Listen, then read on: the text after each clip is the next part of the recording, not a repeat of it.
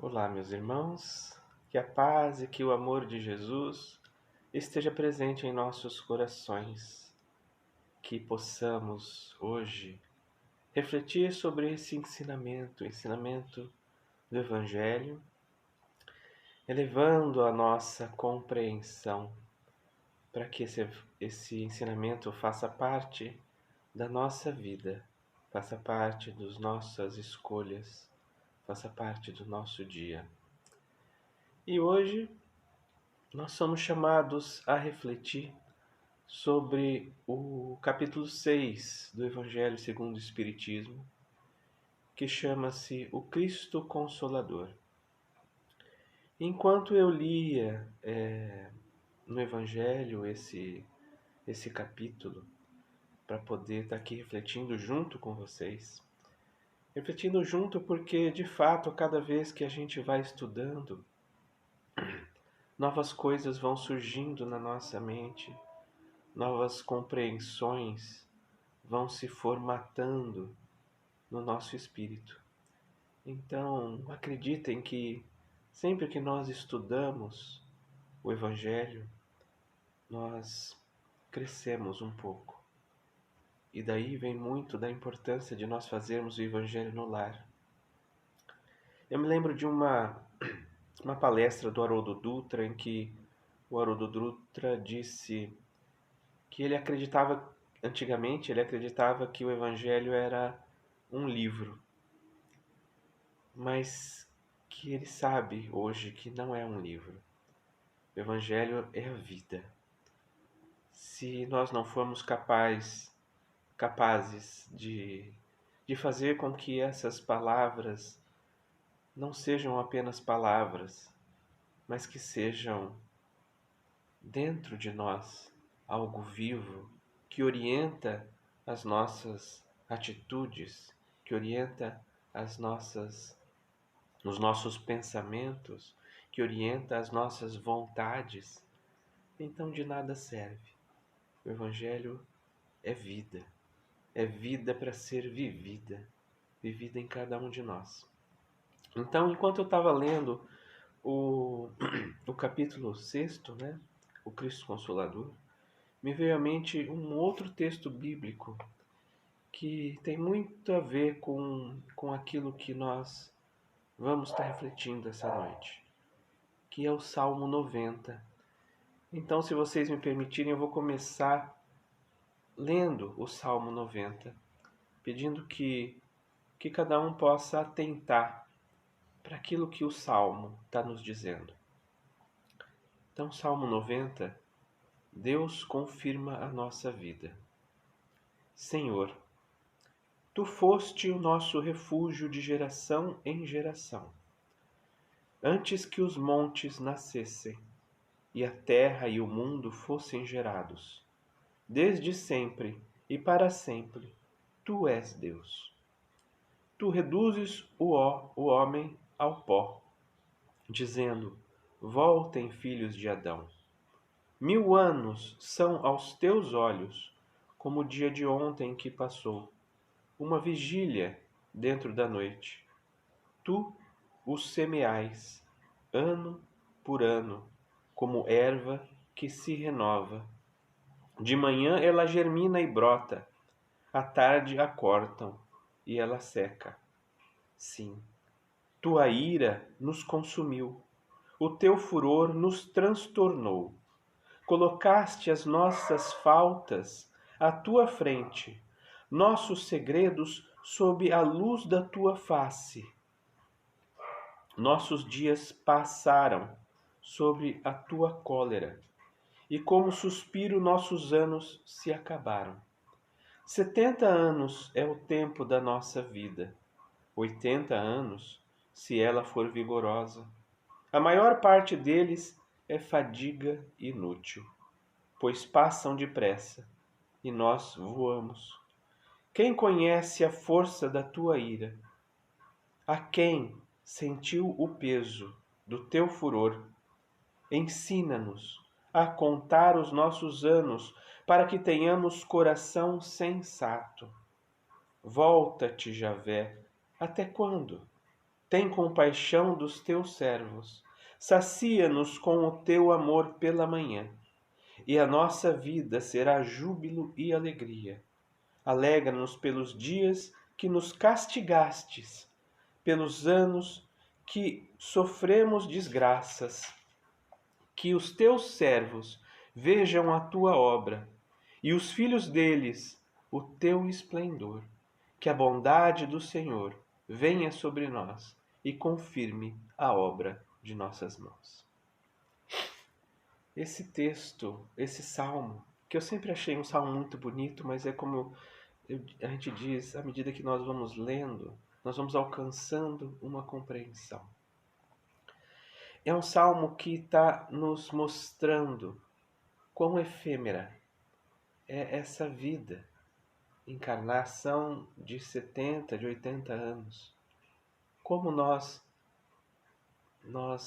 não podemos firmar sobre ela toda a nossa expectativa de luz, de crescimento, de bondade, de paz. O Salmo fala que 1000 anos são como a noite que passou, uma vigília que passou. E que Deus constrói cada ano. Cada ano. Fala que nós, seres humanos, vivemos nesse vai e vem das nossas vidas, num círculo de inutilidade. O tempo passa e quando nós vemos, já passou os 70 anos, já passaram os 80 anos. E aí? E aí que Deus está sempre conosco, de geração em geração, para que nós possamos construir a nossa verdadeira vida. É um salmo que nos traz a justiça divina num ponto especial e que termina pedindo a Deus que confirme as obras das nossas mãos.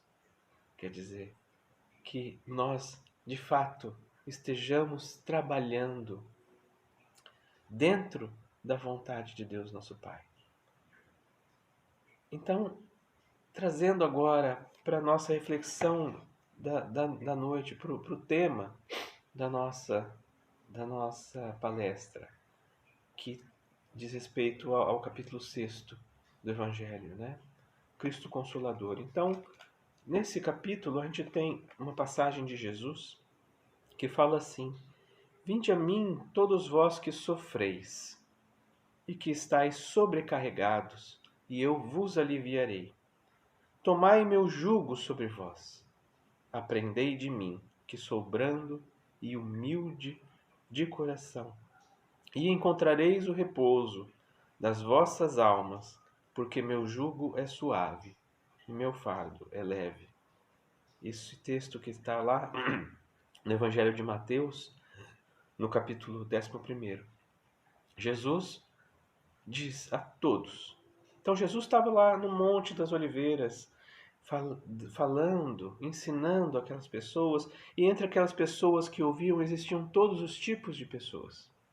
Existiam as pessoas mais humildes, as pessoas doentes, existiam os trabalhadores de toda espécie, pescadores, comerciantes, existiam os donos de terras, existiam as pessoas que tinham mais posses, existiam militares entre os soldados romanos, existiam rebeldes entre os judeus.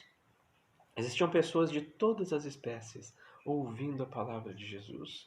E Jesus diz, sabendo que não importa qual é a pessoa, não importa qual a sua classe social, não importa mesmo o que ela está vivendo, todas as pessoas passam por dificuldades. Todos nós passamos por dificuldades. Eu ouvi uma palestra, inclusive, que dizia assim: se tem algo que é certo na vida, é a dor. Todos nós vamos passar pela dor em algum momento. Todos nós passamos por dificuldades e Jesus nos chama nos chama dizendo: vinde a vós, vinde a mim, vós todos, né? Todos vós, vinde a mim, vós que sofreis, que estáis sobrecarregado, vinde a mim, e eu vos aliviarei. Se a palavra de Jesus fosse só essa, eu vos aliviarei, né? Vinde a mim e eu vos aliviarei. Ela seria algo de consolação completa, de consolação infinita, como ela é, mas sem contrapartida. Só que Jesus coloca, sim, uma contrapartida. Porque ele fala: vinde a mim, todos vós que sofreis. Tomai o meu jugo sobre vós. O que é jugo? Jugo é aquela peça de madeira que se coloca sobre os bois para ele carregar fardos. Então, tomai o meu jugo sobre vós significa coloca essa peça de madeira, o meu jugo sobre vós, e isso vai ajudar vocês a carregar os seus fardos. Veja, nós carregamos os nossos fardos. E carregamos os nossos fardos de qualquer maneira, sem saber de fato como lidar com eles. Nós não sabemos como lidar com as inúmeras dificuldades pelas quais nós passamos, com os desafios, com as dores. Nós não sabemos se vamos aguentar. Nós ficamos pensando: será que eu vou conseguir? Será que eu vou aguentar? Será que eu dou conta? Nós ficamos sempre alimentando a nossa dor, alimentando as nossas dificuldades, sem saber por que justamente nós não sabemos como agir com elas. O que fazer para dar seguimento? Como que eu vou conseguir vencer isso? E isso nos angustia. Esse desejo de controle nos angustia. Desejo de controle. Quando tudo, na verdade, está, sempre esteve, sempre estará nas mãos de Deus, nosso Pai. Nas mãos de Deus, nosso Pai. Nós desejamos controle, mas nós não temos controle. Nós não temos controle. O controle está com Deus. O controle está com Deus. Essa também é uma mensagem que o Salmo nos traz, falando das gerações e gerações, da construção que Deus vai fazendo ano a ano das nossas vidas. Nós, como seres humanos, não somos capazes de vislumbrar tudo o que está adiante de nós. Deus é quem é. Deus é quem está construindo. Mas nós temos que carregar os fardos. Que fardos são esses? Os fardos das nossas próprias escolhas. Os fardos das nossas próprias escolhas. Nós fazemos escolhas a todo momento. Até quando nós não fazemos uma escolha, nós estamos escolhendo. Então, por exemplo, se nós sentimos dor de dente, e aí a gente fala assim: eu tô com dor de dente, mas puxa vida, dentista, vamos. E a gente adia isso. A gente não faz escolha nenhuma, e não vai no dentista. Só que quando a gente não faz escolha nenhuma, a gente está fazendo uma escolha de permanecer naquela situação.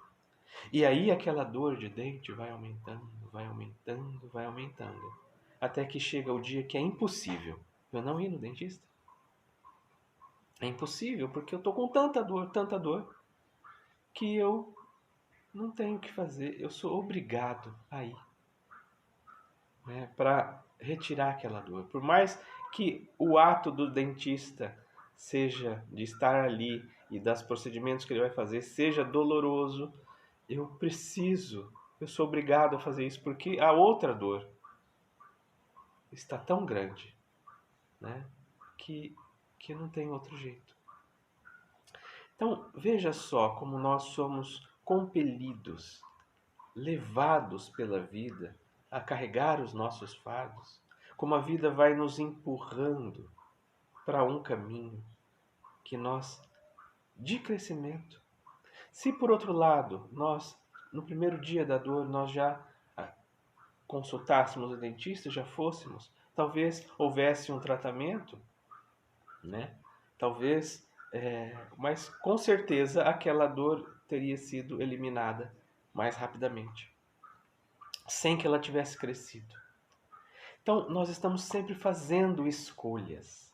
E o resultado das nossas escolhas, as consequências das nossas escolhas, são os fardos que nós temos que carregar. E o Espiritismo ele nos traz esse entendimento de que estes fardos não dizem respeito apenas a esta nossa encarnação, mas a nossa vida espiritual, que é muito mais longa do que isso. Nós já temos milhares de anos, nosso espírito já tem milhares de anos e nós carregamos os fardos das nossas escolhas. Sempre carregamos os fardos da nossa escolha. Então, Jesus nos convida, dizendo: olha, eu sei que o seu fardo está pesado. Eu sei que você fez escolhas ruins no passado. Mas eu tenho a solução. Jesus diz: eu tenho a solução. Coloca sobre você o meu fardo, que é o meu ensinamento, o meu evangelho, a minha vida. Vive a tua vida como eu vivo a minha vida. Coloca sobre você o meu jugo, melhor dizendo, né? Coloca sobre você esta minha solução. Porque esta minha solução ajudará você a aliviar o peso dos fardos que você traz. E, a partir dela, os fardos serão leves. Serão leves porque as consequências de você viver dentro do ensinamento de Jesus são sempre boas, são sempre positivas. Elas eliminam as dores? Não. Porque você agir como Jesus nos pede, ela com certeza significa enfrentar a sociedade de alguma maneira. Porque a sociedade não, não nos leva pelo caminho da fraternidade, não nos leva pelo caminho da humildade, não nos leva pelo caminho do auxílio ao próximo. É Jesus que nos leva. Essas coisas, essas outras coisas, acabam em conflito com aquilo que a sociedade nos pede. Então, como existe esse conflito, em algum momento nós teremos que enfrentar este conflito, enfrentar a dor desse conflito, mas estando carregando o jugo de Jesus, estando cumprindo aquilo que Jesus nos pede, as consequências para a nossa vida serão sempre positivas. Sempre positivas. Porque nesse caminho, aí Jesus continua, né? Encontrareis o repouso de vossas almas. Repouso de nossas almas.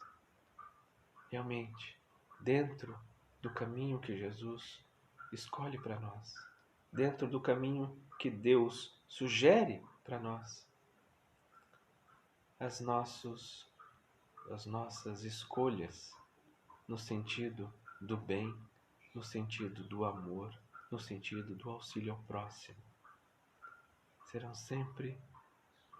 sempre resultados positivos e felizes. E se eu vivo dificuldades que eu não consigo raciocinar como eu vou enfrentá-las, simplesmente confiemos em Deus. Confiemos em Deus. Deus é quem tem o controle. E se Deus é bom, o que pode acontecer de ruim? Se Deus é por nós, quem será contra nós? Falta-nos essa confiança de que Deus está construindo o nosso caminho. Muitas vezes falta-nos essa confiança. Confiemos em Deus. Deus está construindo o nosso caminho. Vamos sintonizar com isso. Trabalhar também, lógico, no nosso caminho, dentro das coisas que nós conseguimos raciocinar, dentro da vontade de Deus, agindo sob o jugo de Jesus. E com certeza nós estaremos caminhando para um crescimento espiritual. Estaremos sempre, sempre consolados no amparo de Deus, consolados na vida e na luz de Jesus. Tenhamos todos um excelente dia, uma excelente noite, que Deus possa abençoar a cada um.